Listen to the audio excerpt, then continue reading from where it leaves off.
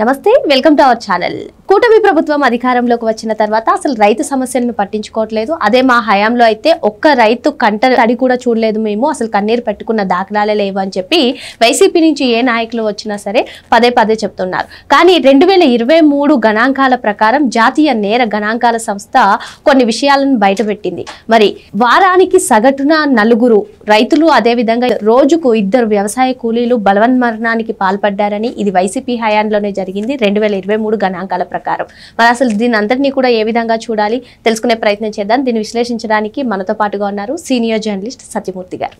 నమస్తే సార్. నమస్కారం అండి. జగన్మోహన్ రెడ్డి సహా ఆ పార్టీ నుంచి ఏ కీలక నేత వచ్చినా, ఎవరు వచ్చినా, బయటకు వచ్చినా మా హయాంలో అసలు రైతులు చాలా సంతోషంగా ఉండేవారు, ఒక్క రైతు కూడా కంటతడి పెట్టుకున్న దాఖలాలు లేవు, అంత ఇదిగా మేము రైతులను కాపాడామని చెప్పి చెప్తూ ఉంటారు సార్. కూటమి ప్రభుత్వం అయితే అసలు రైతులను పట్టించుకోవట్లేదని వాళ్ళు ఏదో పోరుబాటు కూడా చేసినట్టున్నారు. కానీ ఈ రోజు చూసుకున్నట్లయితే జాతీయ నేర గణాంక సంస్థ 2023 గణాంకాల ప్రకారం వారానికి సగటున 4 రైతులు ఆత్మహత్య చేసుకున్నారని, అదేవిధంగా రోజుకు 2 వ్యవసాయ కూలీలు బలవన్మరణానికి పాల్పడ్డారని చెప్పి ఈ గణాంకాలన్నీ ఈరోజు చూపించినటువంటి నేపథ్యం. మరి దీన్ని ఏ విధంగా చూడాలంటారు? జగన్మోహన్ రెడ్డికి అబద్ధం చెప్పటం అనేది ఉగ్గుపాలతోటి వచ్చిన విద్య అంటారు.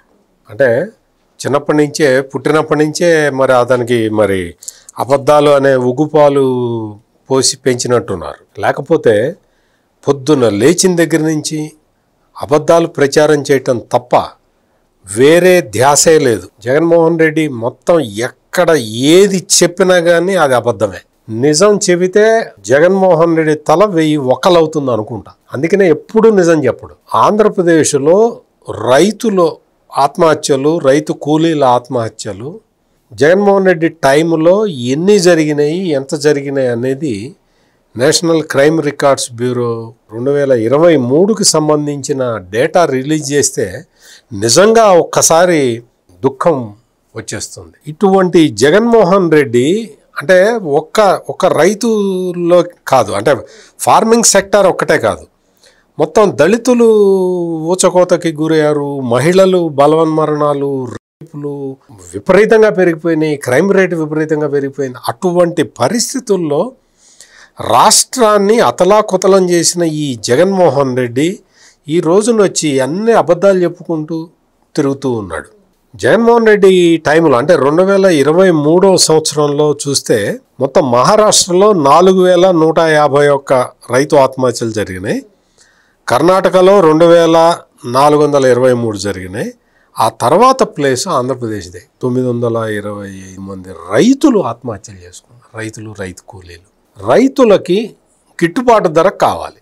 గిట్టుబాటు ధర రాకపోయినా తనకి కనీసం ఖర్చుకి కొంత ఇదేసుకొనైనా అమ్ముకునే పరిస్థితి రైతుకు ఉండాలి. వ్యవసాయానికి సంబంధించి జగన్మోహన్ రెడ్డి టైంలో ఆనాటి రాష్ట్ర ప్రభుత్వం ఏ చర్యలు తీసుకోలేదు. పైకి మాత్రం విపరీతంగా కబుర్లు చెప్పాడు.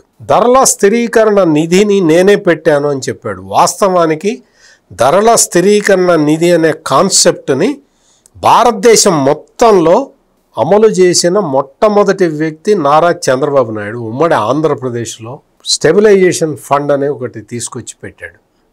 అసలు దేశంలోనే మొట్టమొదటిసారి ఒక రాష్ట్ర ప్రభుత్వం ఈ మార్కెట్ స్టెబిలైజేషన్ ఫండ్ అనే కాన్సెప్ట్ తీసుకొచ్చి ఆ నిధుల్ని ఖర్చు చేసే పరిస్థితి తీసుకొచ్చిన చంద్రబాబు నాయుడిని నీకేం తెలియదు వ్యవసాయం గురించి అంటాడు ఈ జగన్మోహన్ రెడ్డి. అంటే రైతుల్ని ఆదుకోవాలి, రైతుల్ని ఆదుకునే విధానం తెలియాలి. అటువంటివి ఏవి తెలియని ఈ జగన్మోహన్ రెడ్డి వచ్చి చెప్తూ ఉన్నాడు. ఇదే రైతుల ఆత్మహత్యకి ప్రధానమైన కారణం. ఆ రోజున జగన్మోహన్ రెడ్డి వాళ్ళ తండ్రి రాజశేఖర్ రెడ్డి ఉన్న టైంలో సమైక్య ఆంధ్రప్రదేశ్లో అప్పుడు కూడా రైతుల ఆత్మహత్యలు ఆగలేదు, దారుణంగా జరిగినాయి. కానీ వాటన్నిటినీ వీళ్ళ తప్పుడు క్యాంపెయినింగ్ తోటి, తప్పుడు ఇన్ఫర్మేషన్ని సొసైటీలోకి పంపించి వాటన్నిటినీ కవర్ చేసుకుంటుంటారు.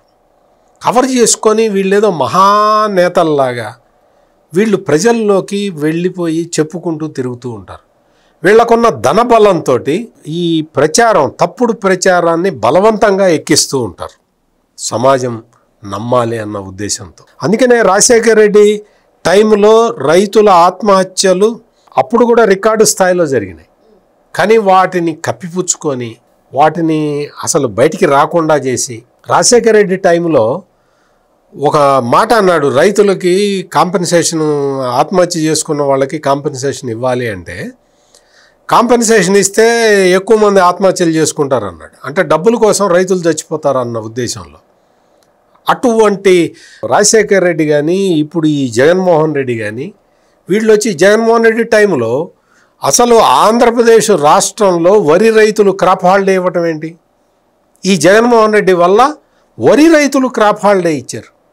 అంత దారుణమైన పరిస్థితుల్లో నీటిపారుదల ప్రాజెక్టులను పట్టించుకోలేదు, కాలవల్లో పూడికలు తీయలేదు, సాగు నీరు రాలేదు.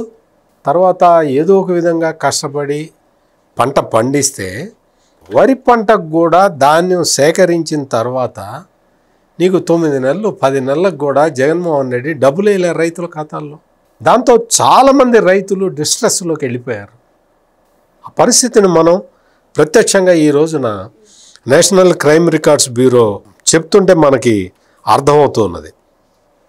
మొత్తం దళితుల సంఖ్య, దళితుల విషయానికి వస్తే అసలు మొత్తం ఈ దళితుల ఊచకోత